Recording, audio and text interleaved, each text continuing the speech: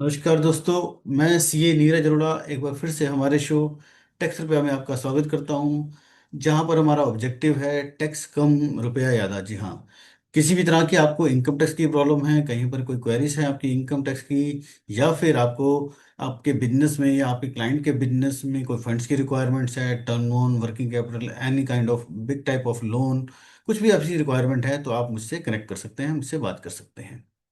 आज हम बात करेंगे सेक्शन 10 से लेके section 12 of income tax bill 2025 की। जी हाँ, हम सभी जानते हैं इनकम टैक्स एक्ट 1961 चल रहा है और नया बिल हमारे पास आ चुका है।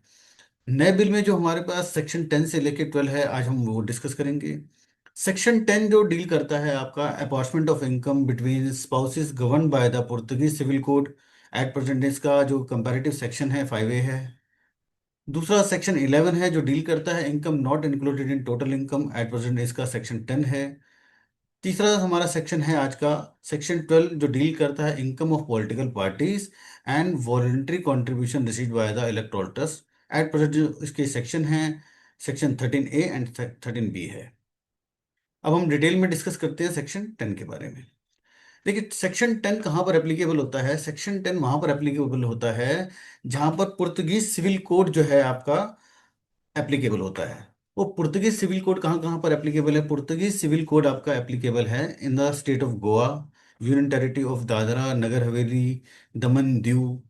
अब ये पुर्तगीज सिविल कोड जो है ये क्या कहता है? पुर्तगीज सिविल कोड एक स्पेशल प्रोविजन है वहां पर जहाँ कहता है कि आफ्टर मैरिज जो है हस्बैंड एंड वाइफ की जो असेट्स हैं वो क्लब हो जाएंगी। जी हाँ, अगर असेट्स क्लब हो जाएंगी तो अब उससे होने वाली इनकम का ट्रीटमेंट कैसे होगा? तो इसी ट्रीटमेंट के लिए जो आफ्टर मैरिज जो असेट्स क्लब हो गई हैं उससे जो इनकम होगी उसको डील करने के लिए इनकम टैक्स एक्ट में ये सेक्शन 10 का डाला गया है, जो डील करता है उन केसेस में जहां पर आफ्टर मैरिज जो है जो असेट्स क्लब हो गई हैं और वहां से इनकम जनरेट हो रही है।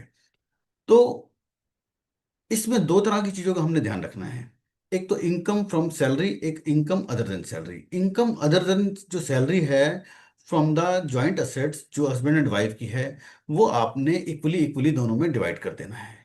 और जो सैलरी की इनकम है, सैलरी की इनकम को आपने रिस्पेक्टिव स्पाउस की इनकम में ऐड करना है। उसी इनकम में उसकी टैक्सेबिलिटी होगी, यानी कि आपको जो इनकम फ्रॉम मान लीजिए हाउस प्रॉपर्टी है तो आपने इक्वली डिवाइड करना है और दोनों के बीच में टैक्सेबल कर देना है। Not as a BOI, not as a AOP, not as a partnership firm. Although जो दोनों का हस्बैंड एंड वाइफ दोनों का इंटरेस्ट उसमें बराबर है। अब हम बात करते हैं सेक्शन 11 की। सेक्शन 11 हमारा डील करता है income not to be included in total income. जी हाँ, सेक्शन 11 को भी हम दो पार्ट में डिवाइड करेंगे। सेक्शन 11 का जो पहला पार्ट है रिलेटेड टू शेड्यूल 2 से लेके शेड्यूल 6।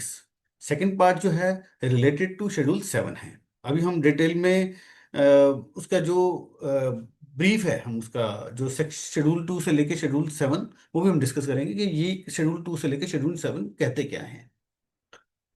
देखिए, फर्स्ट पार्ट में जो सब सेक्शन 1 में क्या कहा उन्होंने कि any income specified in schedule 2 से लेके शेड्यूल 6 तक shall not be included subject to the fulfilment of certain condition. कुछ कंडीशंस हैं, आप वो पूरी करते हैं तो शेड्यूल 2 से लेके शेड्यूल 6 में जितने भी इनकम्स हैं वो इंक्लूड नहीं होंगी रिस्पेक्टिव जो असेसीज हैं उनकी इनकम में।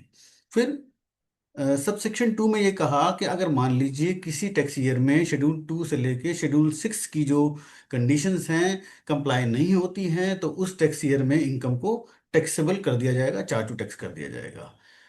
सब सेक्शन 3 में क्या कहा? सब सेक्शन 3 में कहा कि the person specified in the schedule 7 shall subject to the fulfilment of the condition specified therein not to be chargeable to tax under this act for a tax year. अगर आप उसमें जो conditions लिखी हैं schedule 7 में वो comply पूरे करते हैं तो देखिए, सबसे मेन इंपॉर्टेंट बात है जो शेड्यूल 2 से लेके शेड्यूल 6 डील करता है एनी इनकम से रिलेटेड, और जो शेड्यूल 7 है वो डील करता है द पर्सन से। स्पेसिफाइड पर्सन हैं उनकी जो कुछ इनकम्स हैं वो इनकम, टोटल इनकम में इंक्लूड नहीं होंगी। फिर सबसेक्शन 4 में उन्होंने कहा कि whenever the condition refer to in schedule 7 are not satisfied in respect of the person specified in the said schedules, the income of such person shall be charge to the tax under the provision of this act. अगर वो condition satisfy नहीं होती schedule 7 में, तो हम उस tax year में उस इनकम, उस स्पेसिफाइड पर्सन की इनकम, स्पेसिफाइड इनकम के ऊपर हम टैक्स ले लेंगे।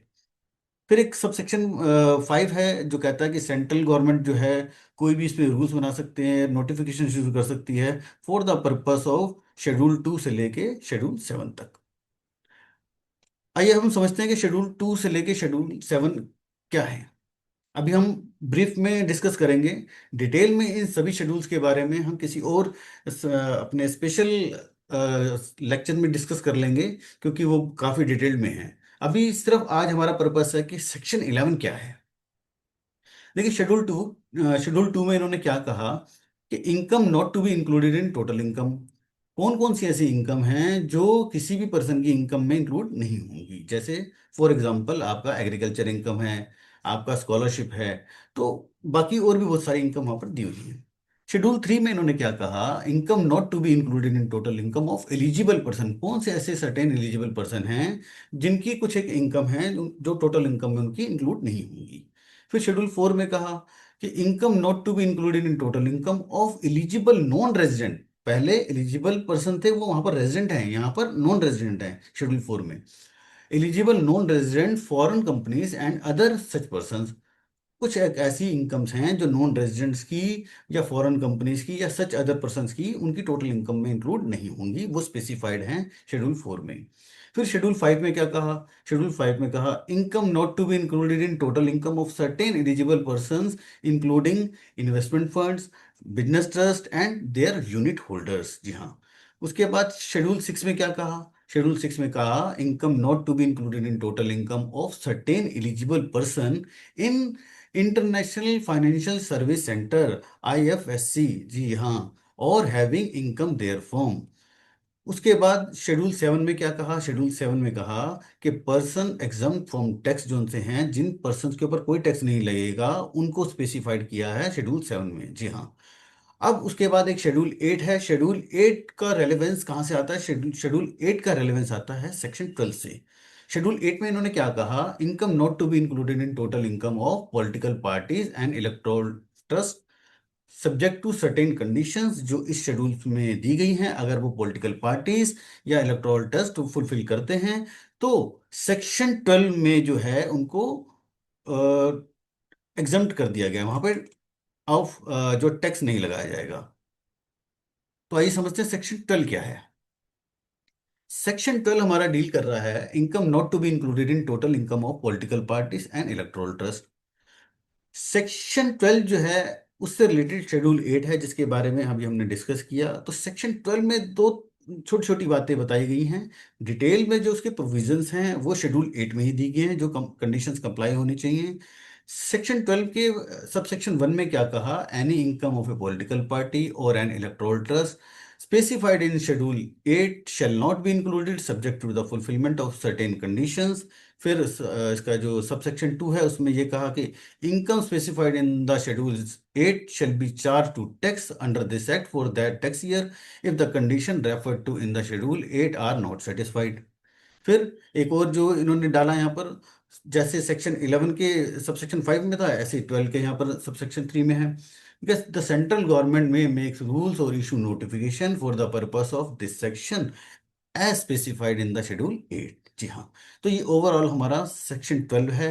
सेक्शन 10 हमने डिस्कस कर लिया, सेक्शन 11 हमने डिस्कस कर लिया, सेक्शन 12 हमने डिस्कस कर लिया। इसके बाद हम सैलरी से रिलेटेड जो है प्रोविजंस वो हम नेक्स्ट वीडियो में डिस्कस करेंगे। आई होप ये वीडियो आपको अच्छा लगा होगा। अगर ये वीडियो आपको अच्छा लगा है तो आप इसको शेयर कीजिए, सब्सक्राइब कीजिए, लाइक कीजिए। Thank you. नमस्कार।